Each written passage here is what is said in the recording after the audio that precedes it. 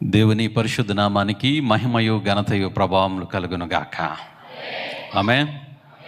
చేరువచ్చిన మీ అందరికీ నజరేయుడైన యేసుక్రీస్తు పరిశుద్ధ నామమున అందరికీ శుభాలు, అందరికీ వందనాలు తెలియజేస్తున్నానండి.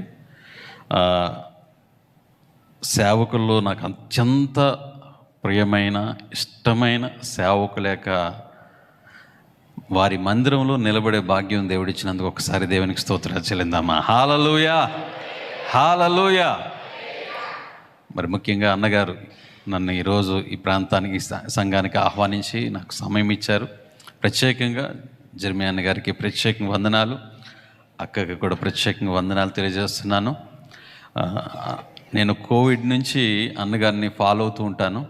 వారి ప్రసంగాలన్నా, వారి వర్తమానాలన్నా, వారి టైటిల్స్ అన్నా నాకు చాలా ఇష్టం. ప్రస్తుత కాలంలో అద్భుతమైనటువంటి వాక్య సందేశాలు ప్రతి క్రైస్తవ జీవితంలో పురుకొల్పే అద్భుతమైన సందేశాల చేత తెలుగు ప్రపంచ లోకాన్ని మేలుకొలిపి మరి ముఖ్యంగా దేవుని సన్నిధిలో బలపరుస్తున్నటువంటి దేవుని సేవకుల మధ్య నిలబడడం నా యోగ్యతగా భావిస్తున్నాను.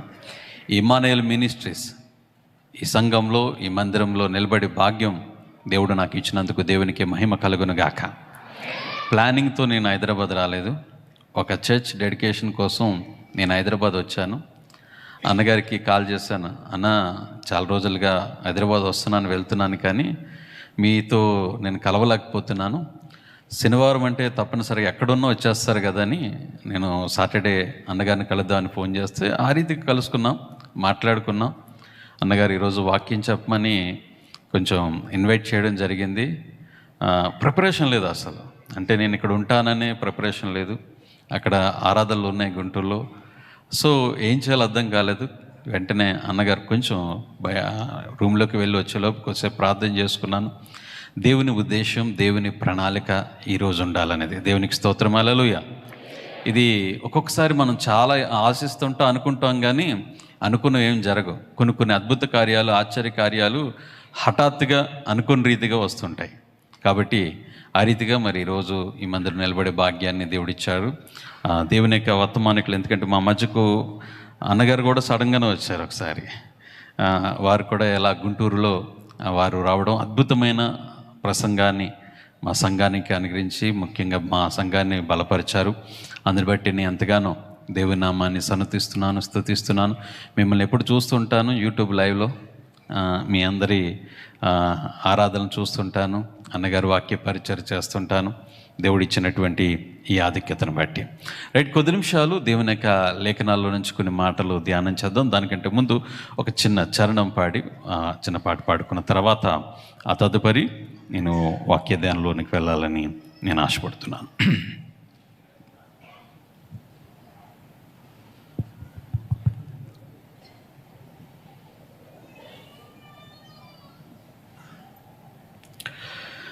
నీవు నా తోడు ఉన్నావయ్యా,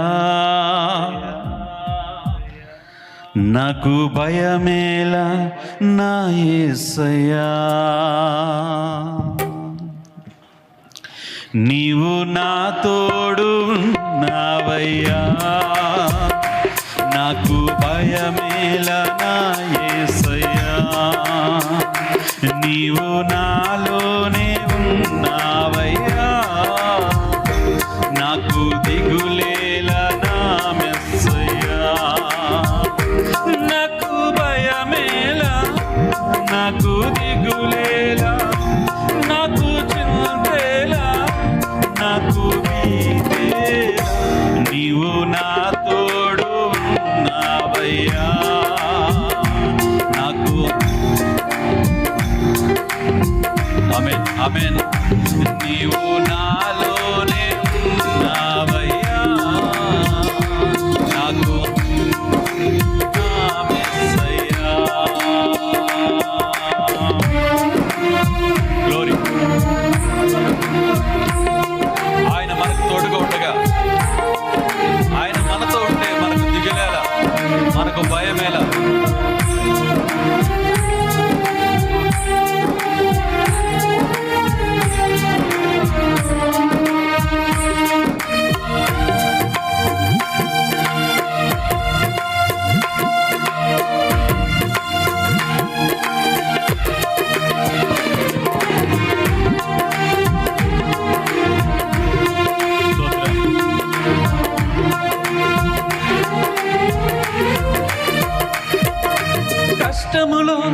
కష్టములో నా తోడు ఉన్నావు, వేదనలో వేదనలో నా తోడు ఉన్నావు.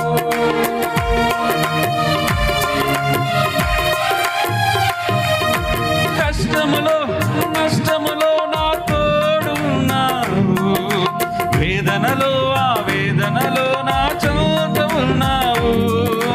అడిగిన వారికి ఇచ్చేవాడవు, వెతికిన వారికి దొరికేవాడవు. అడిగిన వారికి ఇచ్చేవాడవు, వెతికిన వారికి దొరికేవాడు. తట్టిన వారికి తలుపులు తెరిచే దేవుడవు, తట్టిన వారికి తలుపులు తెరిచే దేవుడవు. దేవా దేవా నీకే స్తోత్రం, దేవా దేవా నీకే స్తోత్రం, దేవా దేవా నీకే స్తోత్రం, దేవా దేవా నీకే స్తోత్రం. నీవు నా తోడు ఉన్నావయ్యా, నాకు భయమేలా నా యేసయ్యా. నీవు నాలోనే ఉన్నావయ్యా, నాకు దిగులేలా నా మెస్సయ్యా. స్తోత్రం. అది వ్యాధైనా బాధైనా దేవా నాకు ఊరటనిచ్చావు, నన్ను బలపరిచావు తండ్రి. స్తోత్రం.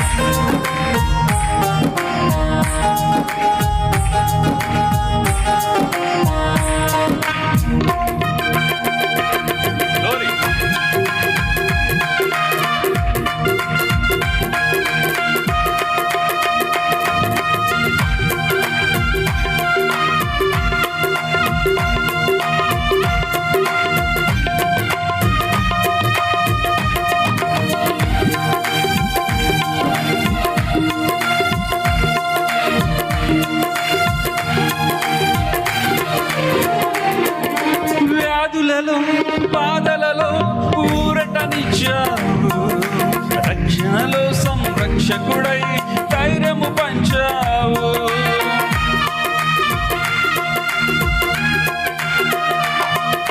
వ్యాధులలో బాధలలో ఊరటనిచ్చావు, రక్షణలో సంరక్షకుడై ధైర్యము పంచావు.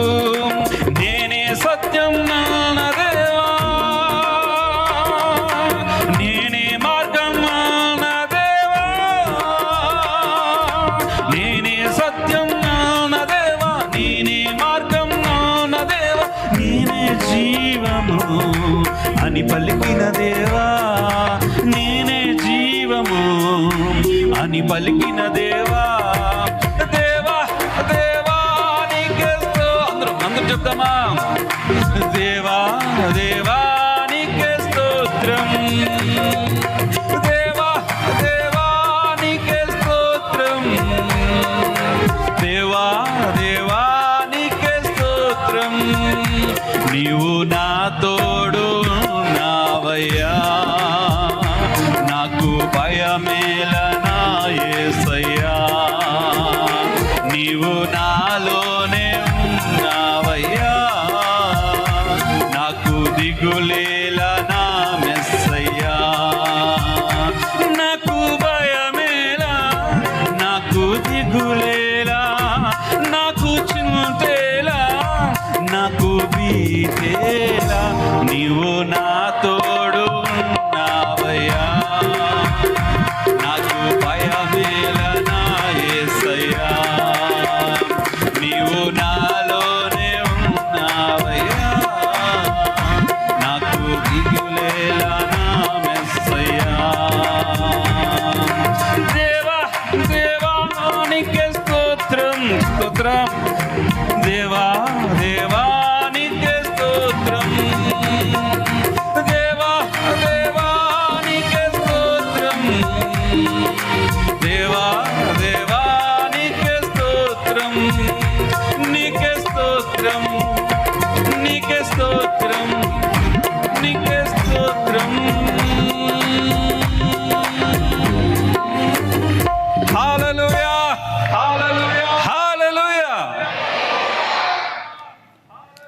సంతోషం.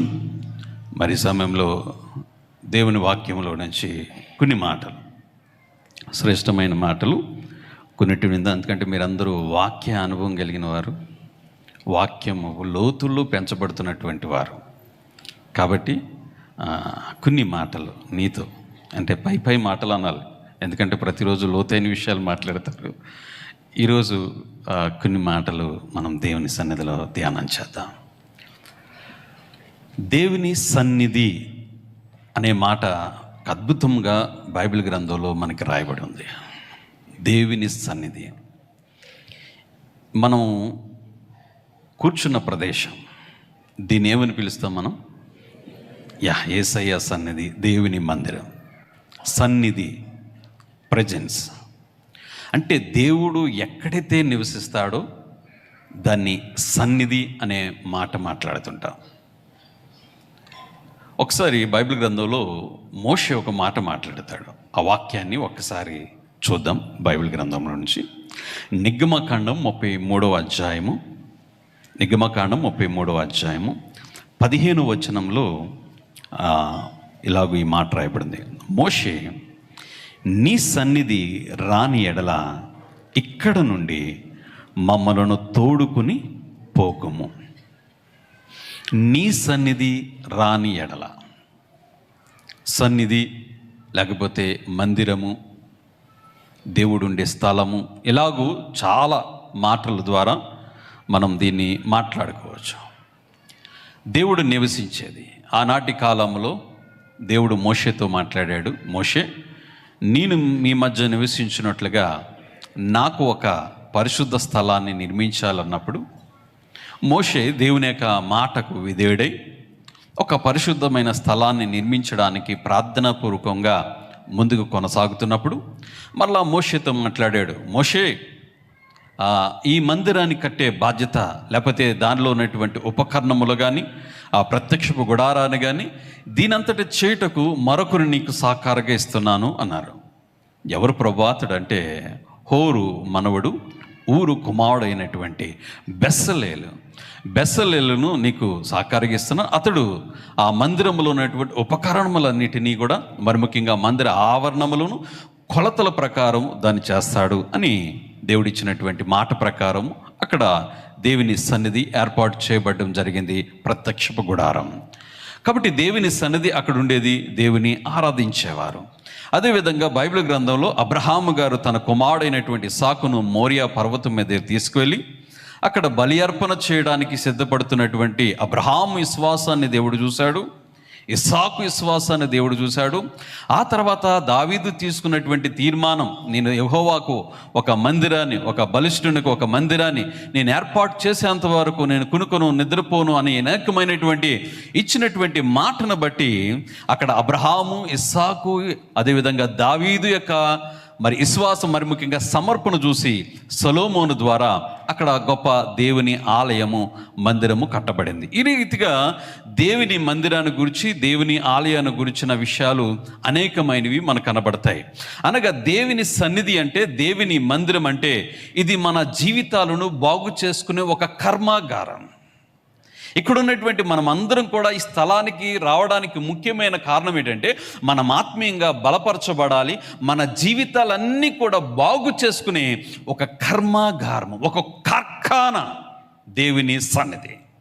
అదే విధముగా పరలోక రాజ్యానికి దారి చూపించే ఒక లైట్ హౌస్ దేవుని సన్నిధి.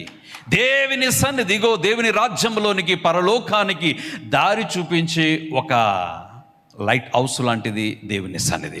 ఈ రీతిగా దేవుని సన్నిధిలో మనకు దొరికే అనేకమైన అద్భుతాలు, ఆశ్చర్యకార్యాలు, మేలులు ఎన్నో ఉన్నాయి. అయితే ఈరోజు మీతో నేను ఒక విషయాన్ని మాట్లాడాలనుకుంటున్నాను. ఏంటంటే, ఇవి దేవుని సన్నిధిలో మాత్రమే దొరుకుతాయి. ఏమిటవి? భక్తులు రుచి చూచినటువంటి ఆ దేవుని సన్నిధిలో ఉన్నటువంటి అనుభవాలు ఏంటి? ఈ మాటను ధ్యానిస్తున్నప్పుడు చాలా మాటలు నా ముందు నడుస్తున్నాయి. అందులో మోషే పలికినటువంటి ఒక అద్భుతమైన మాట, మనం చదువుకున్న వాక్యం ఉంది కదా, నీ సన్నిధి మాకు తోడుగా రాని ఎడల మేము ఇక్కడి నుంచి వెళ్ళమన్నాడు.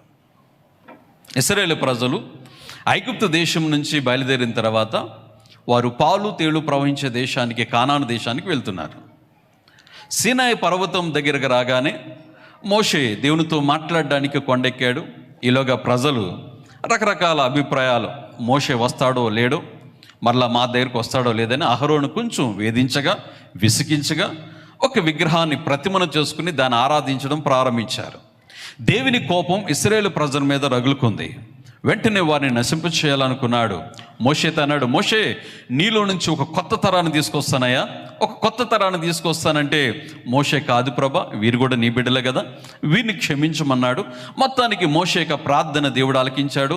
అతడు చేసిన త్యాగపూర్వకమైన ప్రార్థన, వారి పేరులు ఒకవేళ లేకపోతే వారి పాపములను పరిహరించావా, సరే లేని ఎడల నీ జీవ గ్రంథంలో నుంచి నా పేరును తుడిచిపెట్టు అని చేసే ప్రార్థన దేవుడు ఎంతగానో ఆకర్షితుడయ్యాడు. వెంటనే ఆ ప్రజలందరినీ కూడా క్షమించాడు. సరే మీరు బయలుదేరండి, ఇక్కడి నుంచి బయలుదేరండి.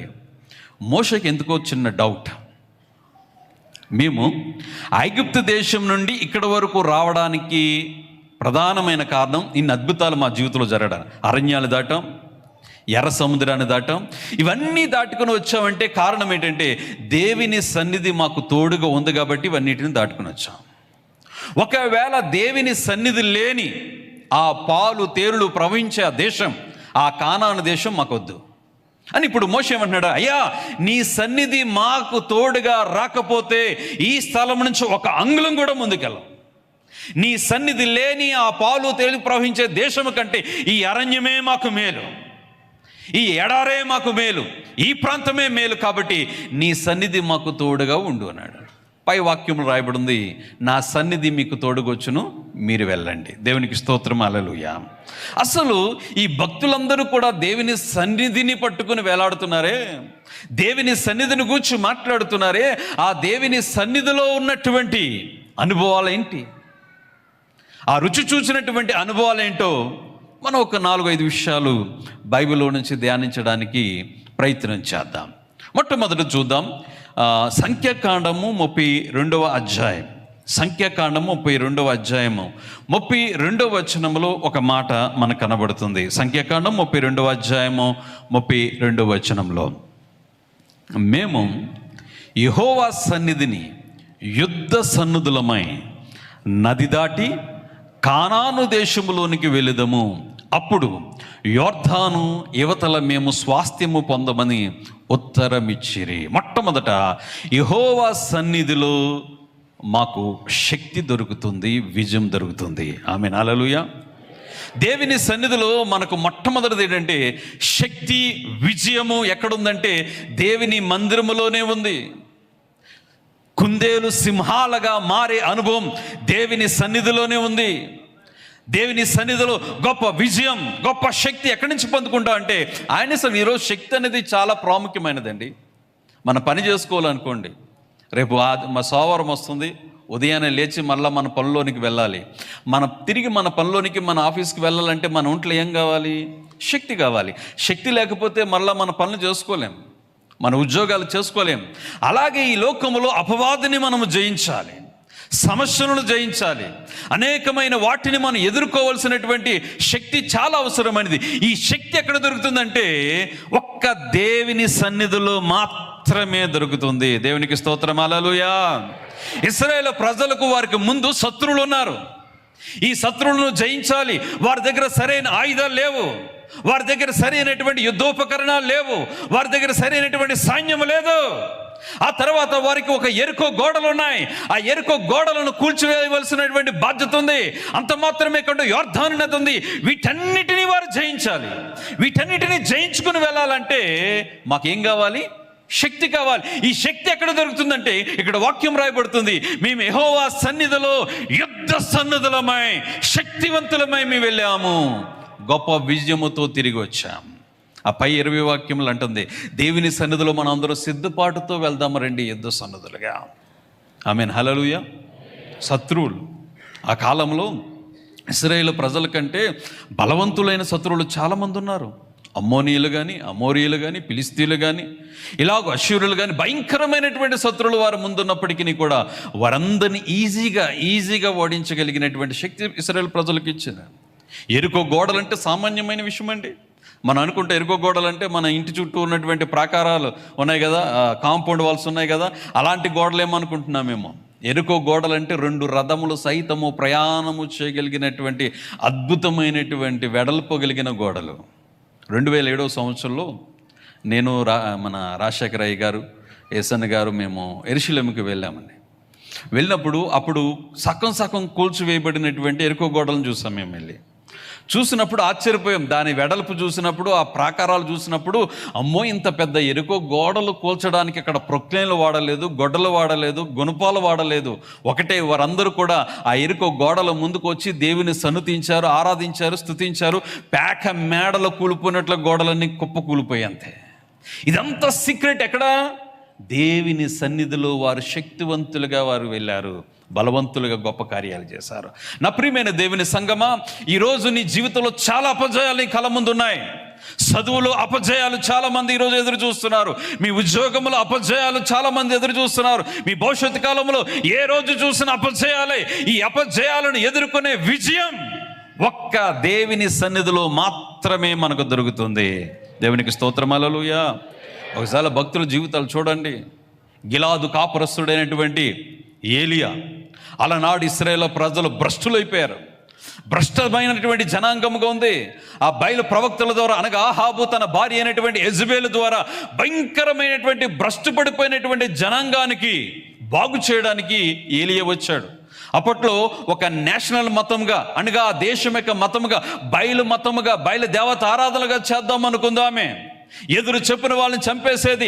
అలాంటి పరిస్థితులు ఏలియా వెళ్ళి ఒక్క మాట చెప్పాడు. అనగా మనకి మొదటి రాజుల గ్రంథము 17వ అధ్యాయము 1వ వచనంలో రాయబడుతున్న మాట చూస్తున్నట్లయితే, ఎవని సన్నిధిలో నిలబడి ఉన్నాను, ఇశ్రాయేలు దేవుడైన యెహోవా జీవము తోడు. ఒకటే మాట.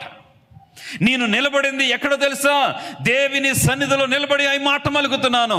ఆ మాట అవునుగా కన్నాడు. ఒకటే, ఈ సంవత్సరం మంచైనను వర్షమైనను కురవకుండును గాకాని ఏలియా పలికిన వెంటనే దేవుడు ఆమేనన్నాడు. దేవుని దగ్గర పర్మిషన్ తీసుకోలేదు ఏలియా ముందే.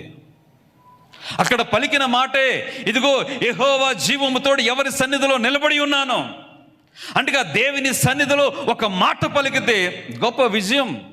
సుమారు 3.5 సంవత్సరాలు అక్కడ వర్షం పడలేదండి, మంచు పడలేదు. ఆ కాలంలో, ఏలియా కాలంలో, ఆహాబు రాజు యెజబెలు యొక్క స్త్రీ యొక్క కాలంలో చూసినట్లయితే వరుణ్ణి ఒక దేవుడిగా ఆరాధించేవారు, అగ్నిని ఒక దేవుడిగా ఆరాధించేవారు. అలాంటి దేవుళ్ళను సైతము కూడా ఏలియా ఒక్క మాటతో వాటిని ఆపివేశాడు, దించినటువంటి పరిస్థితులు మనకు కనబడుతున్నాయి. ఏలియా గిలాదు కాపురస్తుడు. గిలాదు వాళ్ళట దేవుని సన్నిధిలో నిలబడిన అనుభవం కలిగిన వారని బైబిల్ గ్రంథం సెలవిస్తుంది. వారు దేవుని సన్నిధిలో నిలబడే అనుభవం కలిగిన వారు. గిలాదు ప్రాంతానికి ఒక ప్రత్యేకత ఉంది.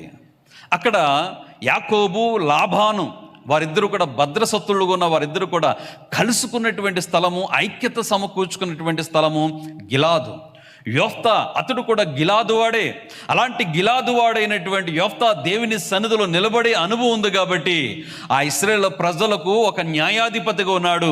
గొప్ప విజయాలు సాధించినటువంటి వ్యక్తిగా చూస్తున్నాం. గిలాదులో మనం చూసినట్లయితే గుగ్గులము దొరుకుతుంది. గుగ్గులం అనగా దేవుని వాక్యానికి సాదృశ్యమైనటువంటి గుగ్గులము దొరుకుతుంది. వారు మరుముఖ్యంగా పౌరుషము కలిగిన వారు, ఎందుకంటే వారు దేవుని సన్నిధిలో నిలబడే అనుభవం కలిగిన వారు కాబట్టి. ఈరోజు ఇమ్మానుయేల్ మినిస్ట్రీస్లో, ఈ దేవుని మందిరంలో ఉన్నటువంటి మీరు, మీ జీవితాల్లో ఏ అపజయాలు ఉన్నాయో ఆ అపజయాలు ఎదుర్కొనే గొప్ప శక్తిని ఇక్కడి నుంచి మనము ఆస్వాదించుకుందుము గాక. ఆమేన్, హల్లెలూయా. ఇదే స్లోగన్ శిష్యుడు కూడా ఇదే మాట మాట్లాడారు. 2వ రాజుల గ్రంథంలో మనకుంటుంది. 2వ రాజుల గ్రంథం 3వ అధ్యాయము 14వ వచనంలో కూడా ఎలీషాది కూడా ఇదే స్లోగన్, ఇదే మాట. ఏమంటున్నాడు తెలుసు? అక్కడ రాయబడింది చూసినట్లయితే 2వ రాజుల గ్రంథము 3వ అధ్యాయము 14వ వచనంలో రాయబడుతుంది, ఎలీషా ఇట్లనెను, ఎవని సన్నిధిని నిలబడి ఉన్నానో ఇశ్రాయేలు దేవుడైన యెహోవా జీవము తోడు. సేమ్ ఏలియా రెండింతలని ఆత్మ, అనగా ఏలియా పొందినటువంటి ఆత్మ రెండింతలు ఎలీషా పొందుకున్నాడు. ఏలియా చేసిన అద్భుతాలు రెండింతల అద్భుతాలు ఎలీషా చేశాడు. అదే మాట తన గురువు గారు ఏ మాట అయితే పలికి అద్భుతాలు పొందుకున్నాడు, అదే అద్భుతాలు ఎలీషా కూడా అదే మాట పలుకుతున్నాడు. మన భారతదేశంలో యుద్ధాలు జరుగుతున్నప్పుడు సైనికులందరినీ కూడా ఒక చోట చేర్చి యుద్ధానికి పంపిస్తారు. ఆ యుద్ధానికి వెళ్తున్నప్పుడు మన సైనికులందరికీ ఎవరు గుర్తొస్తారంటే ఇంట్లో పిల్లలు గుర్తొస్తారు, భార్య గుర్తొస్తుంది, తల్లిదండ్రులు గుర్తొస్తారు. బాధపడుతూ ఉంటారట, అయ్యో నేను యుద్ధంలోనికి వెళ్తున్నాను, ఒకవేళ యుద్ధంలోనికి వెళ్ళిపోయిందా, చచ్చిపోయిన తర్వాత ఒకవేళ నా భార్య పిల్లలు అనాథలైపోతారేమో అనే కొంచెం నిరాశ, వాళ్ళకు కొంచెం బలహీనత రావడం ప్రారంభమవుతుంది. వెంటనే అక్కడ ఉన్న మేజర్ ఏం చేస్తాడంటే సైనికులందరినీ కూడా గ్రౌండ్లోని పిలిచి వారందరినీ పంక్తులుగా నిలబెట్టిన తర్వాత ఒక పెద్ద సైనికుని ముందు నిలబెట్టి అతని భుజం మీద ఒక జెండాను మోపి పరిగెత్తిస్తాడు. మన భారతీయ జెండాను ఆ భుజములో వేసుకొని పరిగెత్తుతున్నప్పుడు ఆ జెండా రెపరెపరెపలాడుతూ ముందుకు వెళ్తున్నప్పుడు ఒక జాతీయ గీతాన్ని పాడుకుంటూ వెనకాల సైనికులు నడుచుకుంటూ వెళ్తుంటారు.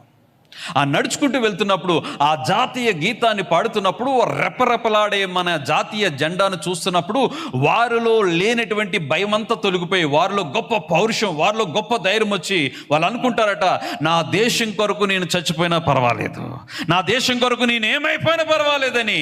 అప్పుడు వరకు ఉన్నటువంటి పిరికివారుగా ఉన్నవారు, కుందేలుగా ఉన్నటువంటి వారు సింహాలుగా ఆ యుద్ధ భూములు అడిగి పెడతారు, గొప్ప విజయముతో తిరిగి వెనక్కి వస్తారు. దేవునికి స్తోత్రం, హల్లెలూయా, హల్లెలూయా. ఈరోజు ఏ అపజయాల మధ్య మీరు ఉన్నారు? మీ జీవితంలో ఏ అప్పులలో లేకపోతే ఏ సమస్యల్లో ఏ బాధల్లో ఫెయిల్ అయిపోయినటువంటి అనుభవాలు ఉన్నారు, గొప్ప విజయాన్ని దేవుడు మీకు దయచేయను గాక. అది ఏదైనా, అది అనారోగ్య సమస్య కావచ్చు, ఏదైనా సరే బాగు చేయగలిగిన శక్తి దేవుల్లోనే ఉంది. నా జీవితంలో జరిగిన ఒక చిన్న సంఘటన చెప్తాను. నేను 2012-13 అనుకుంటా అండి, నాకు సడన్గా వాయిస్ రాలేదు, మాట పడిపోయింది. నాకు డాక్టర్స్ దగ్గరికి వెళ్తే వాళ్ళు చెక్ చేసి ఏం చేశారంటే వోకల్ కార్డ్స్ ఉంటాయి కదా, తెలుసు కదా, దాన్ని తెలుగులో స్వరపేటికలు అంటారు, అంతే కదన్నా, దాని తెలుగు మీనింగ్ అడిగారు. వోకల్ కార్డ్స్ పాడైపోయిన తర్వాత వాళ్ళంతా ఏదో స్కాన్ చేసి కెమెరాలు పంపించి అవి పంపించి మొత్తానికి ఒక సీనియర్ మోస్ట్ డాక్టర్ గారు ఏమన్నారంటే, పాస్టర్ గారు మీ వోకల్ కార్డ్స్ చాలా వరకు డ్యామేజ్ అయిపోయి ఇంకా మీరు మాట్లాడితే టోటల్గా మీరు మోగలైపోతారు అన్నాడు. నాకు చాలా ఆశ్చర్యం అనిపించింది. అది ఎట్లా జరుగుతుంది?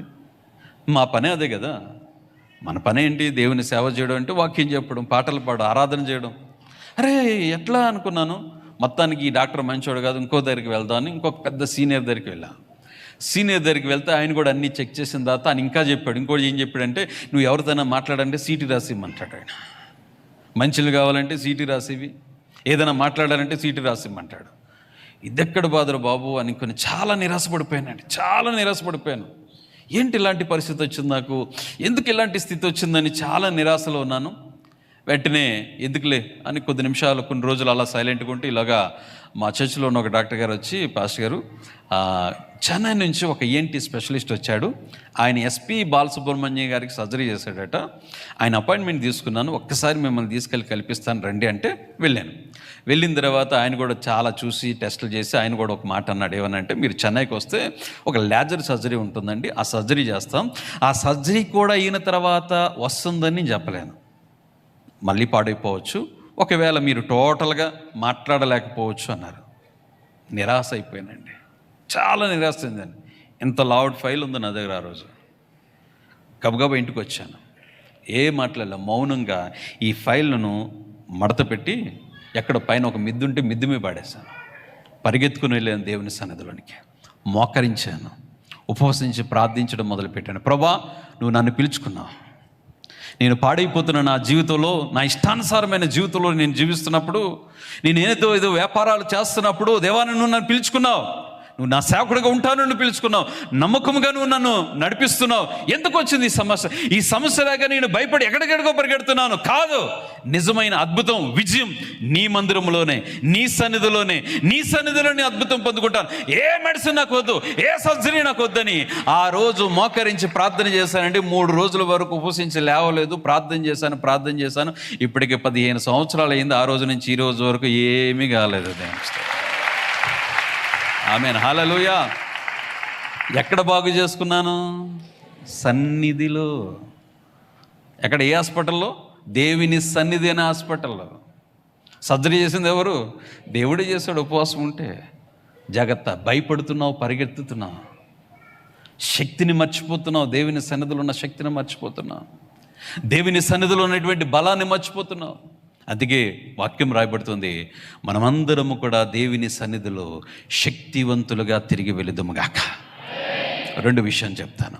ఇంకా దేవుని సన్నిధిలో దొరికేవి ఏంటంటే కీర్తన గ్రంథం 36వ సంకీర్తన, కీర్తన గ్రంథం 36వ సంకీర్తన 8వ వచనాన్ని చూద్దాం. 8వ వచనాన్ని చూద్దాం. కీర్తన గ్రంథం 36వ సంకీర్తన 8వ వచనం.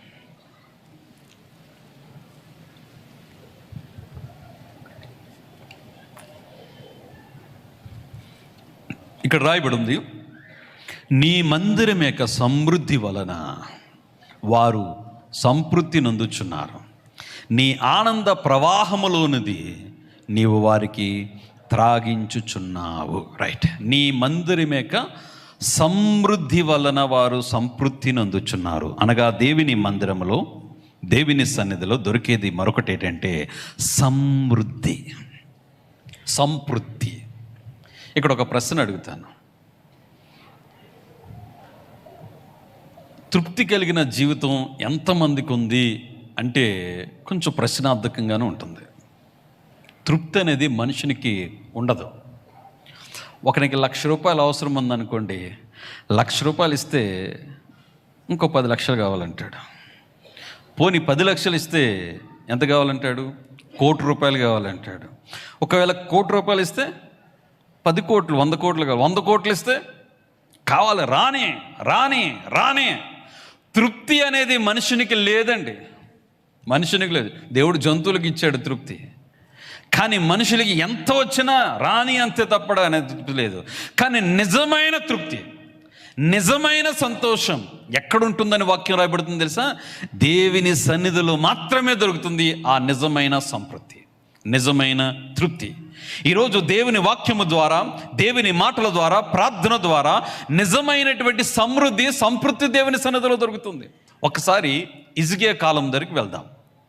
హిజ్కియా 25 సంవత్సరాల వయసులో ఉన్నప్పుడు రాజు అయ్యాడు. ఆయన తన తండ్రి కాలంలో జరిగినటువంటి పరిస్థితి ఏంటంటే దేవుని ఆలయపు తలుపులు మూయబడి ఉన్నాయి. దేవుని ఆలయంలో ఆరాధన జరిగేది కాదు, దేవుని ఆలయంలో ప్రార్థన జరిగేది కాదు, వాక్య పరిచర్య జరిగేది కాదు.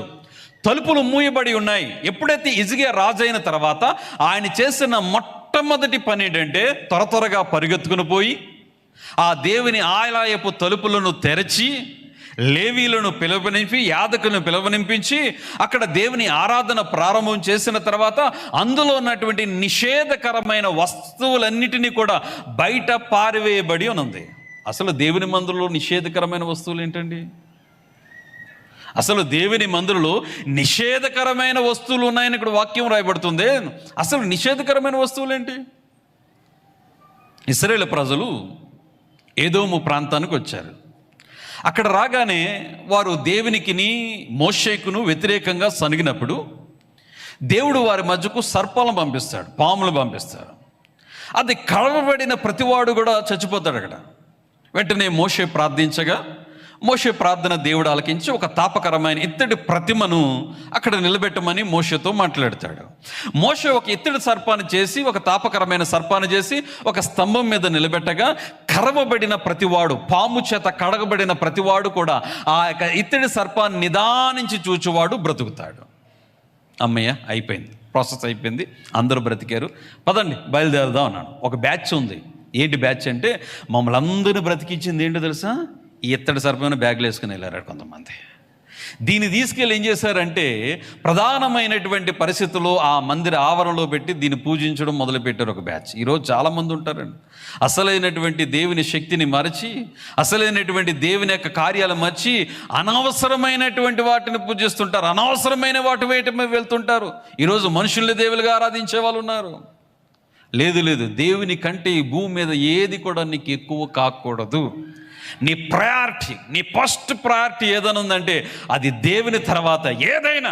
నువ్వు ఎప్పుడైతే మొట్టమొదటి ప్రాధాన్యత దేవునికి ఇస్తావో నేను అన్ని విషయాల్లోనూ కూడా ఘనత వహించేవాడుగా దేవుడు ఉంచునుగాక. ఒకసారి ఒక సేవకుడు మీటింగ్ వెళ్తున్నాడట. మీటింగ్ వెళ్తుంటే ఈలోగా ఒక తల్లి వచ్చి, అయ్యా నా భర్త బాగలేదు, ఇంట్లో మంచం మీద ఉన్నాడు. మీరు ఒక్కసారి వచ్చి ప్రార్థన చేసి వెళ్ళండి, జస్ట్ అలా ప్రార్థన చేసి వెళ్ళండి. అమ్మ నాకు ట్రైన్ టైం అవుతుంది, ఇప్పుడు నేను మీ దగ్గరికి వస్తే ట్రైన్ వెళ్ళిపోతుంది, 3 రోజులు మీటింగ్ మిస్ అవుతాను, నేను మళ్ళీ వచ్చి ప్రార్థన చేస్తాను, కావాలంటే ఒక కబుర్ నుండి ప్రార్థన చేస్తాను, రాసి ప్రార్థన చేసుకోమని ఆ కబుర్ నుండి చేసి ఆ ప్రార్థన చేసి ఇచ్చేసి వెళ్ళిపోయాడు పాస్టర్ గారు. 3 రోజుల తర్వాత మీటింగ్ అయిన తర్వాత ఇంటికి వచ్చారు. ఇంటికి రాగానే పలానా సహోదరుడు బాగాలేదన్నారు కదా, ఎలా ఉంది అని చూద్దామని ఇంటికి వెళ్ళారు. ఇంటికి వెళ్ళిన తర్వాత ఆ ఇల్లు కొంచెం కిందకు ఉంది, సూరు ఉంది. ఆ సూరులో నుంచి కిందకు వంగుని లోపలికి వెళ్దామని ఆ లోపల దూరేటప్పుడు ఒక భయంకరమైన విచిత్రమైన సంఘటన జరుగుతుంది ఆ ఇంట్లో. ఏంటంటే ఒక దూలానికి పురుకోస కొట్టి, ఆ పురుకోసకి ఈ కబ్బు నూనె సీసా కట్టి ఈ ఇంట్లో బాగుపడిన వ్యక్తి, ఆమె, బుడ్డోలు 3-4 ఉన్నారు కదా, వీళ్ళందరూ ఆ కబ్బు నూనె సీసా చుట్టూ ప్రదక్షిణలు చేస్తున్నారట. ఓ కబ్బు నూనె సీసా, నువ్వు మమ్మల్ని బ్రతికించావు. ఓ కబ్బు నూనె సీసా, నువ్వు రాసుకోవడం ద్వారా మేము బలపడ్డాం. ఓ కబ్బు నూనె సీసా, నువ్వు మమ్మల్ని బ్రతికించావని చుట్టూ చేరి ఏం చేస్తున్నారు? ఆరాధన చేస్తున్నారట. వ్యర్థమైన ఆరాధన. అరే, దేవుని వాక్యంలో రాయబడింది, ఎవరైనా రోగి ఉంటే అతడు నూనె రాసి ప్రార్థన చేయాలి. అది దేవుని యొక్క శక్తి ద్వారా, ప్రార్థన ద్వారా అది ఆ తైలమును దేవుడు స్వస్థత తైలంగా మార్చేస్తాడు, కానీ అది దైవం కాదు. ఈనాడు చాలామంది వ్యర్థమైన, రాత్రి మనం విన్నాం ప్రగతి నగర్లో అద్భుతమైన సందేశాన్ని మనకు దేవుడు అనుగ్రహించాడు అన్నగారి ద్వారా. నానా విధమైన బోధలు ఈరోజు ఎలా ఉన్నాయో మనం చూస్తున్నాం. నిజమైన స్వచ్ఛమైన వాక్యము, బలమైన వాక్యము, నిజమైన వాక్యము, శక్తివంతమైన వాక్యాన్ని వినే అదృష్టం దేవుడు మీకు ఇచ్చాడు. దేవునికి స్తోత్రం, హల్లెలూయా. మీరు ఎంత అదృష్టవంతులో ఈరోజు, ఎంత అదృష్టవంతులు. కాబట్టి నానా రకాలమైనటువంటి ఆరాధనలు, వ్యర్థమైన ఆరాధనలు, ఇలాంటి వ్యర్థమైనటువంటిది, నిషేధకరమైనటువంటి దేవుని సన్నిధులు ఉంటే దాన్ని తీసి బయట పారేసిన తర్వాత వారందరూ కూడా దేవుని ఆరాధిస్తుంటే 2వ దినవృత్తాంతాల గ్రంథం 31వ అధ్యాయంలో ఆ మాట మనకు కనబడుతుంది. 31వ అధ్యాయంలో మనం చూస్తే 7వ వచనంలో మనం చూసినట్లయితే వారు కుప్పలు నోచడం ప్రారంభించారట. 3వ మాసం మందు కుప్పలు వేయని ఆరంభించి 7వ మాసమున ముగించిరి. ఇక్కడ వ్యవసాయం చేసేవారు చాలామంది ఉంటారు. మీరు కుప్పలు ఎప్పుడైనా వరి పండితే కుప్పలు ఎంతకాలం వేస్తారండి? 1 వారం రోజులు వేస్తారు, లేకపోతే 1 నెల రోజులు వేస్తారు. కానీ ఈ ప్రాంతం ఎలా ఉందంటే వారు వేయడం ఆరంభిస్తున్నప్పుడు నెలలు నెలలు నెలలు వారు వేస్తూనే ఉన్నారట. 10వ వచనంలో చక్కని మాట మనకు కనబడుతుంది. అక్కడ రాయబడిన వాక్యంలో మనం చూసినట్లయితే వారు యెహోవా మందిరములోనికి జనులు కానుకలు తెచ్చుట మొదలు పెట్టినప్పుడు నుండి మేము సమృద్ధిగా భోజనము చేస్తున్నాను. చాలా ఎలా భోజనం చేశారట? సమృద్ధిగా భోజనం చేసినను చాలా మిగులుతుంది. దేవుడు మమ్మల్ని గొప్ప రాశిగా ఆశీర్వదించాడని గొప్ప సాక్ష్యాన్ని వాక్యంలో కనబడుతుంది. కారణం ఏంటంటే వారు దేవుని మందిరంలో ఏం పొందుకున్నారట? సమృద్ధి. దేవుని మందిరంలో ఏం జరుగుతుంది? మనకి సమృద్ధి జరుగుతుంది. నీ జీవితంలో సంతృప్తి లేని నీ జీవితాలు, సమృద్ధి లేని నీ జీవితాలు ఒక అద్భుతమైన, ఆశ్చర్యకరమైన గొప్ప సమృద్ధిని దేవుడు మన జీవితాలకు దయచేయును గాక. ఈనాడు దేవుని సన్నిధిలో మన జీవితాలు బాగు చేసుకుంటే, దేవుని సన్నిధిలో మన జీవితాలు ప్రతిష్ఠించుకుంటే, దేవుని సన్నిధిలో మన జీవితాలు అర్పించుకుంటే, పాడైపోయిన నీ జీవితాలను బాగు చేసి మన జీవితంలో ఎన్నడూను పొందలేనటువంటి గొప్ప సమృద్ధిని, ఎన్నడూను పొందుకోలేనటువంటి గొప్ప సంతృప్తిని దేవుడు మన జీవితాలకు దయచేయును గాక. ఆ సమృద్ధి ఎక్కడి నుంచి వచ్చిందట? వారు గుప్పిలు విప్పి దేవుని సన్నిధిలో వారు కానుకలు అర్పించిన నాటి నుండి. ఇక్కడ అనుకుంటా దేవుని సన్నిధిలోకి వచ్చి దేవానికి స్తోత్రం అంటే అయిపోదు. మనం ఇవ్వాలి దేవుని సన్నిధిలో. వారు కానుకలు ఎప్పుడైతే తీసుకొస్తున్నారో, ఎప్పుడైతే వారు ఇవ్వడం ప్రారంభించారో అత్యధికంగా దేవుడు ఆస్వాదిస్తున్నాడు. దేవుడు ఆస్వాదిస్తూనే ఉన్నాడు. మాసిదోనియా సంఘం వారు చాలా కడు పేదలండి, శ్రమలలో పరీక్షించబడ్డారు. కానీ ఇచ్చే విషయంలో వారు బీదవారు కాదు, గొప్ప ధనవంతులు. దేవునికి స్తోత్రం, హల్లెలూయా. ఈనాడు చాలామంది దేవునికి ఇచ్చే విషయంలో మనం ఎప్పుడు భేదవారము కాకూడదు, ధనవంతులుగా ఉండాలి. ఎప్పుడైతే మనము దేవునికి ఇచ్చే విషయంలో ధనవంతులుగా ఉంటామో దేవుడు అత్యధికమైన స్థితిలో దేవుడు నేను నిలబెడతాడు. అప్పుడు వరకు వారికి సమృద్ధి లేదు, ఆకలితో ఉన్నారు. అప్పుడు వరకు వారికి పంటలు సరిగ్గా పండలేదు. అప్పుడు వరకు వారి జీవితాలు లేవు. అప్పుడు వరకు వారి పరిస్థితులు సరిగ్గా లేవు.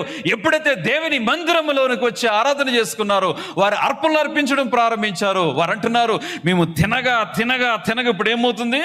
మిగిలిపోతుందయ్యా. ఒకప్పుడు మిగలడం కాదు, మా కడుపులో ఖాళీ ఉండేది, ఇప్పుడు మా కడుపు నిండగా మిగులుతుంది. గొప్ప రాశిని దేవుడిచ్చాడు. సీక్రెట్. దేవుని సన్నిధులు. ఎక్కడెక్కడికో పరిగెడుతున్నావేమో, ఏ స్థలాలకు పరిగెడుతున్నావు, ఏదో దేశాలు పరిగెడుతున్నావు, ఈ ప్రాబ్లమ్స్ అన్ని క్లియర్ చేసుకుందాం, ఈ అప్పులన్నీ క్లియర్ చేసుకుందాం, ఈ పరిస్థితులన్నీ క్లియర్ చేసుకుందాం, రెండో దేవుని సన్నిధిలో అద్భుత ఆశ్చర్య కార్యాలు పొందుకునే ఒక కార్ఖానా, ఒక కర్మాగారం, మన జీవితాలు బాగు చేసుకునే దేవుని సన్నిధిలో ఈ అద్భుతాలు మీరు రుచి చూచెదరుగాక. మూడో విషయం చూద్దాం, ఇంకేం జరుగుతుంది దేవుని సన్నిధిలో అనేది మనం చూసినట్లయితే కీర్తన గ్రంథము 16వ సంకీర్తన, కీర్తన గ్రంథము 16వ సంకీర్తన 11వ చరణంలో ఒక మాట మనకు కనబడుతుంది. కీర్తనలు 16:11 అక్కడ రాయబడిన మాట చూసినట్లయితే, జీవ మార్గమును నీవు నాకు తెలియజేసేదవు. ఇక్కడ నీ సన్నిధిని ఏం గలవు? సంపూర్ణ సంతోషము కలదు. దేవునికి స్తోత్రం, హల్లెలూయా. నీ సన్నిధిలో ఏం కలుగుతాయట? సంపూర్ణ సంతోషం. ఏదో ఆఫ్ సంతోషం కాదండి, ఏదో కొంచెం సంతోషం కాదు. ఏ సంతోషం అంట? పరిపూర్ణమైన సంపూర్ణమైన సంతోషం. ఎంత అద్భుతమైన మాట. నెమలికట కారు మబ్బులను చూడగానే ఏం చేస్తుందట? నాట్యం ఆడుతుంది సంతోషం. ఈరోజు మనకి దేవుని సన్నిధిని చూడగానే ఏం రావాలి? సంతోషం. ఇక్కడున్న వారిని అడుగుతాను, మీరు మన జీవితం ఉరుకులు పరుగుల జీవితమే. దేవుని మందిరం అనగానే పరిగెత్తాలి. దేవుని మందిరం అనగానే అయ్యో ప్రారంభ ప్రార్థన నుంచి నేను ఉండాలి, ప్రారంభ ప్రార్థన అనుభవం నుంచి ఉండాలని దేవుని సన్నిధి కొరకు పరిగెత్తే అనుభవంలో ఉండాలి. అది కూడా ఈ నెమలికి ఎలాగైతే ఆ కారు మబ్బులు చూస్తే నాట్యం ఆడుతుందో, దేవుని సన్నిధిని మనం రాగానే మనలో కూడా ఉప్పొంగిపోయే సంతోషం రావాలి, ఆనందించాలి. బైబిల్ గ్రంథంలో ఒక ఆయన నాట్యం ఆడాడు దేవుని సన్నిధిని చూసి. ఎవరైనా? దావీదు గారు. దేవుని మందసం వస్తున్నప్పుడు, దేవుని మందసాన్ని తన పురమునకు తీసుకొస్తున్నప్పుడు, ఆ మందసాన్ని చూసినప్పుడు అద్భుతమైన మాట దావీదు గారు అక్కడ పలుకుతారు. 2వ సమూయేలు గ్రంథము 6వ అధ్యాయము 21వ వచనములో చూసినట్లయితే, నీ సన్నిధిని నేను ఆట ఆడి తిని అంటాడు. అంటే నీ సన్నిధి ముందు, నీ సన్నిధిని చూడగానే, నీ సన్నిధిని చూసి నేను పరవశించిపోయాను. నీ సన్నిధి అనుభవాన్ని చూసి నేను పరవశించిపోయి నేనేం చేశాను? నాట్యం ఆడి తిని, ఆట ఆడి తిని. ఈరోజు మనం దేవుని సన్నిధిలో నాట్యం ఆడాలి. నాట్యం అంటే బ్రేక్ డ్యాన్సులు కాదు. ఈ మధ్య రకరకాల పరిస్థితులు తీసుకొచ్చారు ఈ వాక్యాన్ని చూపించి. చాలామంది రకరకాల స్థితులు తీసుకొస్తున్నారు ఈరోజు ఈ వాక్యాన్ని చూపించి. మనం చేతులతో దేవుని ఆరాధించాలి, కాళ్ళతో దేవుని ఆరాధించాలి, ఉద్యోగంగా దేవుని ఆరాధించాలి. ఈ మధ్యకాలంలో నేను ఆఫ్రికా దేశం వెళ్ళానండి. అన్నగారితో నేను పంచుకున్నాను విషయాలన్నీ కూడా. ఈ ఆఫ్రికా దేశంలో పాట ఎత్తితే చాలు, జస్ట్ ఒక పాట ఎవరైనా ఎత్తితే చాలు, ఏం చేస్తారు? అందరూ లేచి నిలబడిపోతారు. లేచి నిలబడి ఒక్కొక్కరు పాడతారండి. అందరూ ఏకకంఠముతో, ఏకస్వరముతో నాట్యమాడుతూ దేవుని ఆరాధిస్తారు. చేతులు ఊపుతూ, కాళ్ళు ఊపుతూ చాలా సంతోషంగా, ఆనందంగా దేవుని ఆరాధిస్తారు. అంటే దేవుని సన్నిధిలో రాగానే అన్నీ మర్చిపోవాలంత పరవశించిపోవాలి. ఇక్కడ రాగానే అన్నీ గుర్తుపెట్టుకుంటారు, అన్నీ రివైండ్ చేసుకుంటారు. ఇంట్లో జరిగినవి, ఊర్లో జరిగినాయి, అక్కడ జరిగినాయి, ఇక్కడ జరిగినాయి. దేవుని మందిరంలోనికి వచ్చి వాటన్నిటిని చూసుకుని బాధపడటం కాదు, నువ్వు దేవుని సన్నిధిలోనికి వచ్చి వాటిని విడిచిపెట్టి ఒక రీబిల్డ్ అవ్వాలి. మనం అందరూ కూడా నూతనమైన శక్తితో, నూతనమైన బలముతో మనము తిరిగి వెళ్ళేదము గాక. అంటే దేవునికి స్తోత్రం, హల్లెలూయా. దేవుని సన్నిధిలోనికి వచ్చిన తర్వాత మన అన్నిటిని వదిలిపెట్టాలి, ఇక్కడ విడిచిపెట్టాలండి. ఇక్కడ విడిచిపెట్టి సమస్తాన్ని, మన పాపాలు, మన దోషాలు అన్నిటిని కూడా ఒప్పుకోవాలి. చాలా మందిరంలోనికి వచ్చి కప్పుకుంటాం, ఒప్పుకుంటేనే మన జీవితాలు బాగుపడతాయి. ఎందుకంటే ఒప్పుకుంటే దేవుడు ఎవరినైనా, ఎలాంటి వారినైనా దేవుడు క్షమించగలిగిన శక్తివంతుడు మన దేవుడు. ఆమేన్, హల్లెలూయా. యేసు ప్రభు వారి యొక్క శిష్యులో ఒక ఆయన తప్పు చేసి చచ్చిపోయాడు. ఆయన పేరు యోధా చనిపోయిన తర్వాత ఒక కమిటీ మీటింగ్ పెట్టుకున్నారు. కమిటీ మీటింగ్ పెట్టుకుని మన 12 మంది అపోస్తుల్లో ఒక ఆయన చనిపోయాడు, ఈయన ప్లేసులో ఎవరినైనా తీసుకుందామని వారు చీటీలు వేయడానికి ప్రారంభించారు అపోస్తులు అనబడిన వారు. ఆ టైంలో ఒక మాట వాడారు. ఏంటి మాట అంటే, ఈ యోధా తప్పిపోయి పోగొట్టుకున్న ఈ పరిచర్య అనే మాట వాడారు. మనకి అపోస్తుల కార్యాల గ్రంథం 1వ అధ్యాయం 25వ వచనంలో మాట ఉంటుంది. తప్పిపోయి పోగొట్టుకున్న ఈ పరిచర్య. మనుషులు తప్పిపోవడం సహజం, కానీ తప్పిపోతాం కానీ పోగొట్టుకోకూడదు. చెప్పాలంటే పేతురు గారు కూడా తప్పిపోయారు. యోధానే కాదు, పేతురు కూడా తప్పిపోయాడు. పేతురు కూడా ప్రభువారు ఎవరో తెలియదని ముమ్మారు బొంకాడు.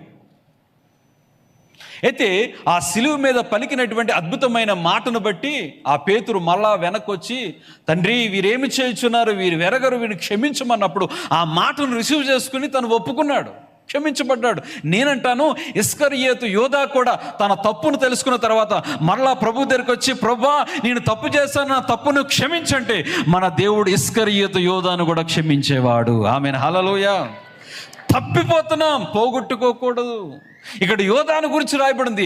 తప్పిపోయి పోగొట్టుకున్న, ఒకవేళ ఈ వారంలో తప్పిపోయావేమో, అనేక పరిస్థితుల్లో తప్పిపోయి ఉండవచ్చు. మాట ద్వారా కానీ, క్రియల ద్వారా కానీ, నడక ద్వారా కానీ దేవుని సన్నిధిలోనికి వచ్చిన తర్వాత నువ్వేం చేయాలంటే వాటిని ప్రభు దగ్గర ఒప్పుకోవాలి. ప్రభు దగ్గర ఒప్పుకొని, ప్రభా నన్ను క్షమించండి, నూతన స్థితిని దయచేయండి, నాలో సంపూర్ణ సంతోషాన్ని దయచేయి ప్రభాని.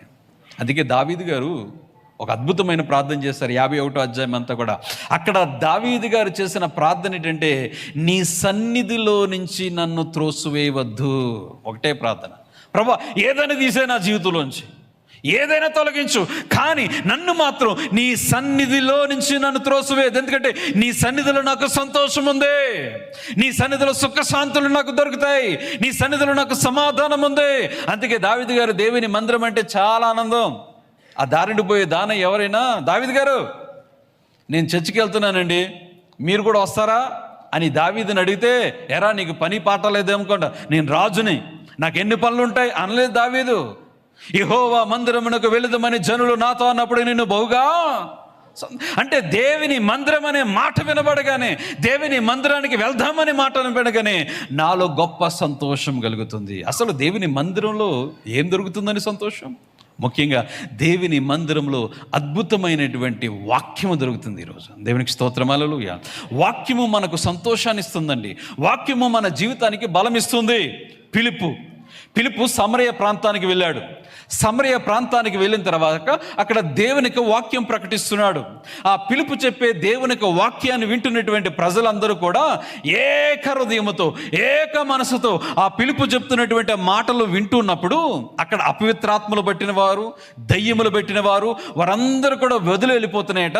ముఖ్యంగా రోగులందరూ బాగుపడిన తర్వాత అపోస్తుల కార్యాల గ్రంథంలో 8వ అధ్యాయము 6వ వచనంలో ఒక మాట రాయబడుతుంది.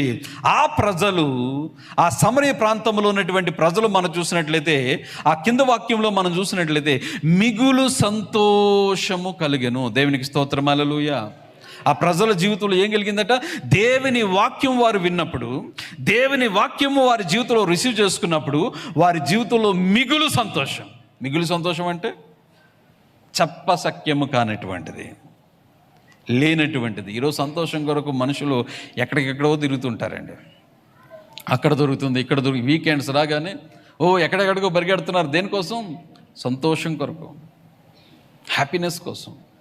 రండి, ఇక్కడగా అనేకులు ఉన్నారు, నీ బంధువులు ఉన్నారు, నీ స్నేహితులు ఉన్నారు, వారిని ఇన్వైట్ చేయండి, వారిని తీసుకుని రండి ప్రభు సన్నిధిలో.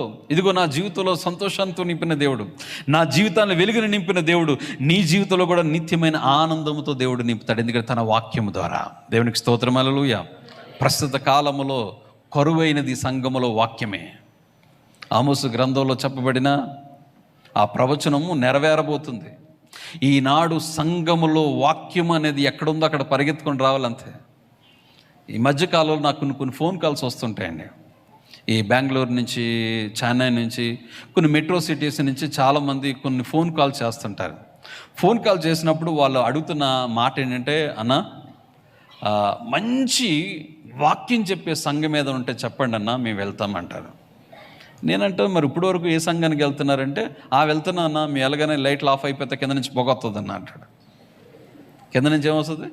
పొగ వస్తుంది. వెంటనే లైట్లు ఆఫ్ అవుతాయి. వెంటనే ఒక డిస్కో లాగా ఒక ప్రాబ్లం వస్తుంది. అది ముందు మాకు బాగా అట్రాక్ట్గా ఉంది, బాగుంది, వెళ్ళాం.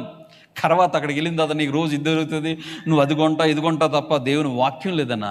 ఈరోజు వాక్యం కొరకు మేము ఆకలి దప్పికలు కలిగి ఉన్నాం. దేవునికి స్తోత్రం, హల్లెలూయా. వాక్యము కొరకు పరిగెత్తేవారుగా మీరు ఉన్నారు, మీరు అదృష్టవంతులు.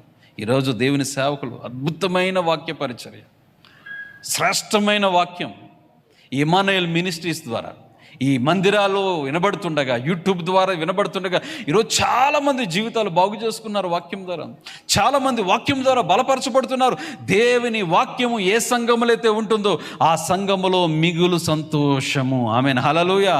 ఈ ఇమ్మానుయేల్ మినిస్ట్రీలో ప్రతి ఆదివారం సంతోషమే. మొదటి ఆరాధనలో సంతోషమే, రెండవ ఆరాధనలో సంతోషమే, మూడో ఆరాధనలో సంతోషమే. నీ జీవితంలో నీ దుఃఖ దినములు సమాప్తమగును గాక. నీ జీవితంలో ప్రతి దుఃఖము యేసు నామములో కొట్టివేయబడును గాక. అలాంటి మిగులు సంతోషము దేవుడు మన జీవితానికి దయచేయును గాక. 4వ చూద్దాం. ఇంకా దేవుని సన్నిధిలో ఏం దొరుకుతాయి అంటే అద్భుతాలు, ఆశ్చర్యకార్యాలు దొరుకుతాయట. అద్భుతాలు, ఆశ్చర్యకార్యాలు. సంఖ్యాకాండము 17వ అధ్యాయము 17వ అధ్యాయము 7వ వచనము 8వ వచనములో రాయబడిన మాటలు మనం గమనించినట్లయితే, మోషే వారి కర్రలను సాక్ష్యపు గుడారములో ఎక్కడ ఉంచును రాయబడిందండి. అక్కడ ఏమని రాయ, యెహోవా సన్నిధిలో ఉంచును. 8వ వచనం, మరునాడు మోషే సాక్ష్యపు గుడారములోనికి వెళ్ళి చూడగా లేవి కుటుంబముదైన అహరోను కర్ర చిగిర్చి ఉండును, పువ్వులు పూసి బాదము పండ్ల గలదాయను. ఒక ఎండిపోయిన కర్ర దేవుని సన్నిధిలో తీసుకెళ్ళి పెడితే ఆ కర్ర ఏమైందట, చిగిర్చింది, పువ్వులు పూసింది, బాదము పండ్ల గలదాయను. ఈ భూమి మీద ఏదైనా పెద్ద అద్భుతం ఉందంటే ఒక ఎండిపోయిన కర్ర చిగురించడం. సహజంగా బాదపు చువ్వకు ఒక అనుభవం ఉంది. ఏంటి అనుభవం అంటే, ఒక్కసారి విరిచిన తర్వాత అది భూమిలో పాతి పెడితే అది మరలా మొలవదు. కొన్ని చెట్లు ఉన్నాయండి. మునగ చెట్టు ఉంది.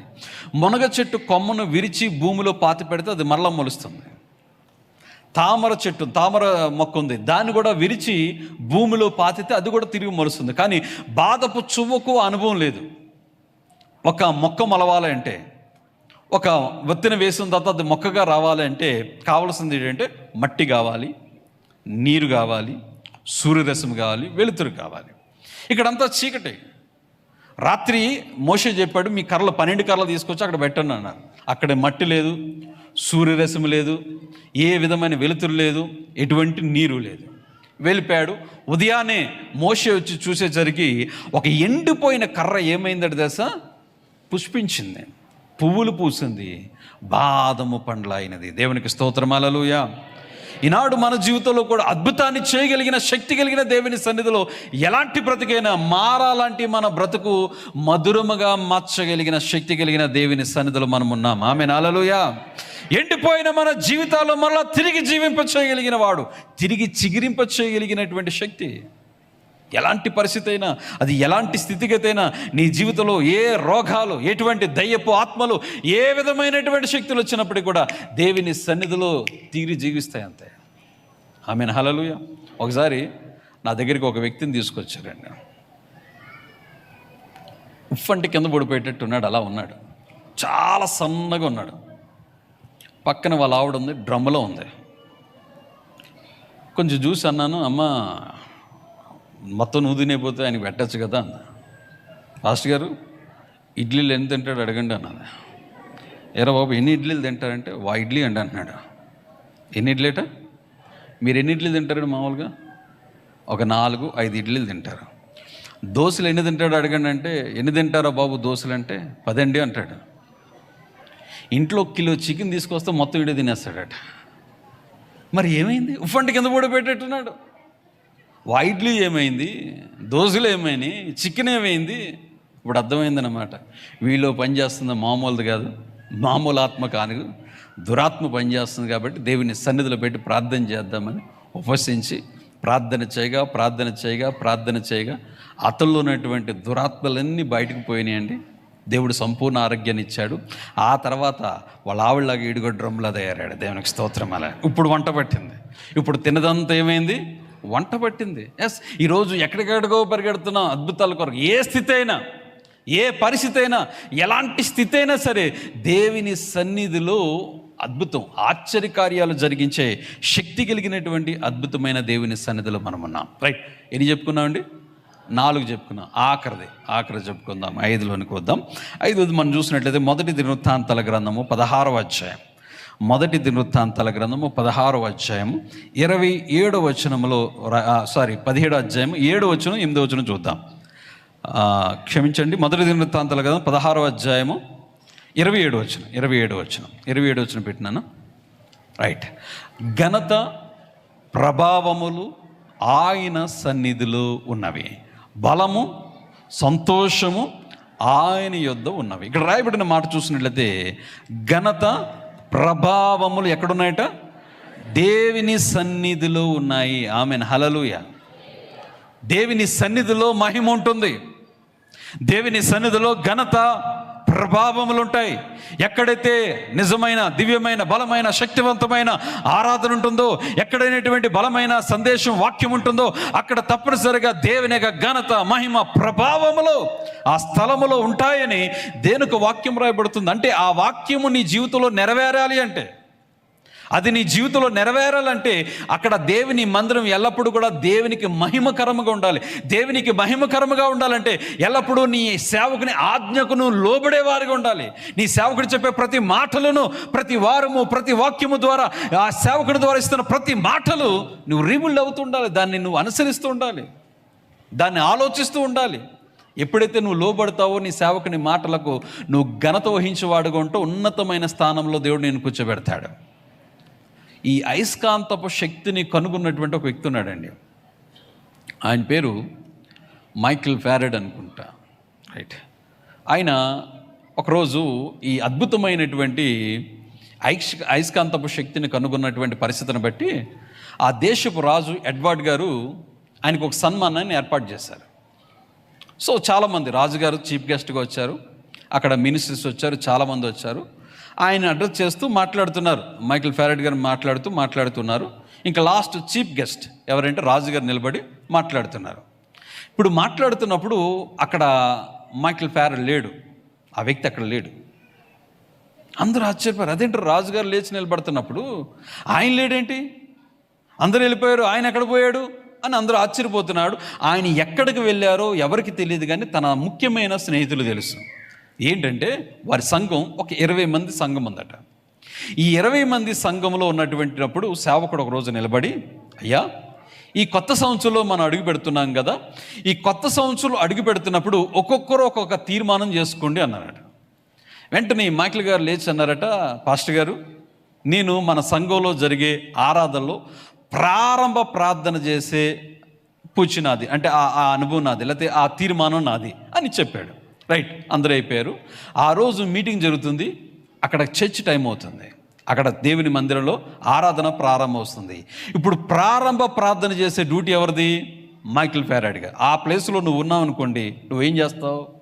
ఫోన్ తీసుకొని గబగబా ఫోన్ చేసి, బ్రదర్, ఈరోజు నేను రాలేకపోతున్నాను, ఇంకొకరు ఆ ప్రార్థన చేయండి అని నువ్వు బెత్తాయించేవాడేమో, పురమాయించేవాడేమో. కానీ ఇక్కడ ఏం చేశాడో తెలుసా మైకిల్ ఫారడే? నేను దేవుని సేవకునికి మాట ఇచ్చాను, దేవుని మందిరంలో ఒక తీర్మానం చేసుకున్నాను, ఆ తీర్మానం గొప్పది వీరందరికంటే, నేను రాజులను దేవుని ఆరాధించడానికి వెళ్తున్నాను. సైలెంట్గా వెళ్ళి ఆ 20 మంది సంఘం ఉన్నటువంటి ఆ సభ్యులు అనేటువంటి సంఘంలోనికి వెళ్ళి ప్రారంభ ప్రార్థన చేసి మరలా తిరిగి వచ్చి కూర్చున్నాడట. దేవునికి స్తోత్రం, హల్లెలూయా. అంత నమ్మకముగా ఉన్నాడు కాబట్టి దేవుడు అంత ఉన్నతమైన స్థానాల్లో నిలబెట్టుకున్నారు. కొంచెంలో నమ్మకంగా ఉంటే చాలు సేవకుడి దగ్గర, నీ సంఘంలో కొంచెం నమ్మకంగా ఉంటే చాలు, దేవుడు ఇంకా ఉన్నతమైన స్థానాల్లో దేవుడిని నిలబెట్టుకుంటాడు, ఉన్నతమైన స్థితిలో దేవుడు నిలబెట్టుకుంటాడు. కాబట్టి ఈ వాక్యం వింటున్న మన జీవితాల్లో కూడా దేవుని ఎడల మనం నమ్మకంగా ఉంటే, నీకు దేవుడిచ్చినటువంటి పరిచర్య ఎడల నువ్వు నమ్మకంగా ఉంటే దేవుని మహిమను నువ్వు చూచెదవుగాక. ఎక్కడైతే ఆ బలమైన విశ్వాసం ఉంటుందో, ఆ నమ్మకత్వం ఎక్కడ ఉంటుందో, అక్కడ దేవుని యొక్క ఘనత ప్రభావములు నువ్వు పొందుకుందువుగాక. దేవుని సన్నిధిలో ఇవి దొరుకుతాయి. నేను ఇంకా చెప్పడానికి చాలా ఉంది, కానీ సమయం లేదు, కానీ దీన్ని చాలా క్లుప్తంగా నేను మాత్రమే మీకు వివరణాత్మకంగా చెప్పాను. 5 విషయాలు నేను మీతో పంచుకున్నాను. దేవుని సన్నిధిలో ఇవి దొరుకుతాయి. ఏం దొరుకుతాయి? మొట్టమొదటిది ఏం దొరుకుతాయి? శక్తి. అపజయాల మీద విజయాన్ని పొందుకునే గొప్ప శక్తి మనకు దొరుకుతుంది. రెండవది ఏం దొరుకుతుందండి మన దేవుని సన్నిధిలో? రెండవది మనం చూసినట్లయితే సమృద్ధితో కూడిన ఆశీర్వాదాలు ఆయన సన్నిధిలో దొరుకుతాయి. మూడవది, దేవుని సన్నిధిలో సంతోషము దొరుకుతుంది. దేవుని సన్నిధిలో నాలుగవది, అద్భుతాలు ఆశ్చర్య కార్యాలు దొరుకుతాయి. ఐదవది, దేవుని సన్నిధిలో ఘనత ప్రభావములు దొరుకుతాయి. అలాంటి ఇమ్మానియల్ మినిస్ట్రీస్లో ఇవన్నీ కూడా మనము పొందుకుని వెళ్దుముగాక. ఈనాడు చాలామంది ఇవి దొరకక ఎక్కడో దొరుకుతున్నాయని పరిగెడుతున్నారేమో. రండి, ఈరోజు అద్భుతమైనటువంటి ఆరాధన, అద్భుతమైనటువంటి వాక్య సందేశాలు దేవుని సేవకు నిలబెట్టుకొని ఈ ప్రాంతంలో, ఈ హైదరాబాద్ మహానగరంలో దేవుడు బలమైనటువంటి సాధనంగా దేవుడు వాడుకుంటున్నటువంటి మందిరంలో ఇవన్నీ మీకు లభించును గాక. దేవుడి మాటలు మన వీడికిలో దీవించి ఈ ఆశీర్వాదకరమైన ఈవులతో దేవుడు మనల్ని నింపును గాక.